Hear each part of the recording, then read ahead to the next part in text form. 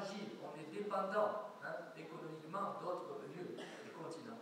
Donc il y a le blocus du port, le port est bloqué, rien ne rentre, rien ne sort, c'est la misère à la Réunion. Malgré les difficultés financières, il donne 5 000 francs en solidarité. Ému par les privatisations de toutes sortes dont souffre le peuple français, il pense être de son devoir d'apporter un secours, assurant ainsi son attachement à la France. Réponse du gouverneur, cette somme en faveur de l'œuvre du maréchal Pétain doit être acceptée en raison de la spontanéité du geste d'Abdelkrim. Attention, le gouverneur était pétainiste à cette époque-là. Le gouverneur était pétainiste. Donc, réfléchissons, le stratège, il va donner 5 000 francs au gouverneur pour la guerre pour soutenir le pays. La France et la Réunion dans la misère. Donc, c'est toujours pour aller dans le sens, c'est la misère, il ne peut plus vivre par ses propres moyens, il décide donc d'acheter un domaine à 3 bassins dans les hauts de l'île, c'est à côté de là où j'habite, et ce domaine qui est magnifique, qui est encore là aujourd'hui, c'est une photo actuelle, avec un grand escalier. Il y a le chemin marocain, qui est un panneau aujourd'hui qui existe, qui dessert un chemin. Et donc, la nécessité de développer et d'avoir plus de moyens. L'agriculture.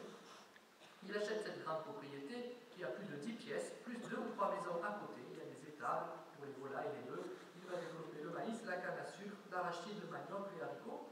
Et il y aura des productions aussi d'essence de géranium. Le géranium est une plante que l'on pousse bien sûr dans la terre. On va couper les tiges et on va les mettre dans un alambic pour extraire l'essence de géranium. Cette essence de géranium, encore un petit peu fabriquée aujourd'hui à La Réunion, est envoyée à Grasse, sur la côte d'Azur, en France, pour les parfums.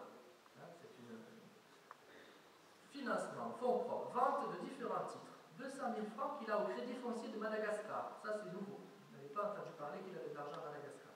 600 000 francs par contre pour acheter cette maison vont être prêtés sans intérêt, vous comprenez, par M. Karimji Norbay, commerçant musulman et ami d'Abdelkrim. C'est un gros commerçant de la ville de Saint-Denis qui va lui prêter de l'argent pour qu'il achète ce domaine afin de développer l'agriculture et avoir un peu plus de finances. Abdelkrim est touché par ce geste envers sa famille. Voilà. Donc ça, c'est un peu ce que je viens de dire, je accélère un petit peu.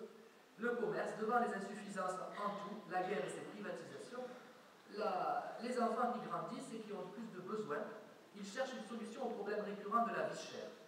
Ils ne mangent que très peu de viande, c'est la guerre. Un petit commerce à Saint-Denis, au nom d'Abdesalam, est tenu par le chauffeur, leur permettant de vendre de l'essence de géranium et également des ustensiles de cuisine. La guerre et la misère. Il leur est plus possible de dissimuler leur détresse qu'un sentiment d'orgueil caché jusqu'alors. Le concours du Maroc de 500 000 francs leur permettrait de développer correctement l'exploitation de 3 bassins. Ils ont acheté une propriété, mais ils ont eu assez à peine pour l'acheter, mais il faut encore de l'argent pour la mettre en valeur et la développer. Cet argent n'arrivera jamais. Abdelkrim et son avis sur la guerre. Le capitaine Pariot le rapporte donc en 1942. La guerre et l'arrivée de Pétain n'ont pas modifié leur opinion pour la France. Abdelkrim souhaite le retour de la France parmi les grandes puissances. Il lui arrive de croire en la victoire des Britanniques, mais ne considère pas plus cette nation. La victoire contre les Allemands lui semble difficile.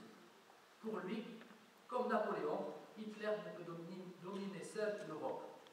Abdelkrim dit que les Allemands seront battus par la Juiverie. Les termes sont les mêmes. Abdelkrim et la France libre. Le gouverneur souhaite savoir quel sera le comportement de l'ex-chef Riffin si les forces libres ou les Anglais arrivent à la Réunion. Le gouverneur est pétainiste. Il donne l'assurance qu'il respectera toujours la parole donnée à la France. Donc il est droit, il ne fait pas trop le jeu des Français, il est droit. Est-ce que la pension qu'il aurait reçue des Anglais au début de son exil, je n'ai pas retrouvé trace de cette pension qu'il aurait reçue de l'Angleterre au début de l'exil, mais là on en parle. Est-ce que cette pension qu'il aurait reçue de l'Angleterre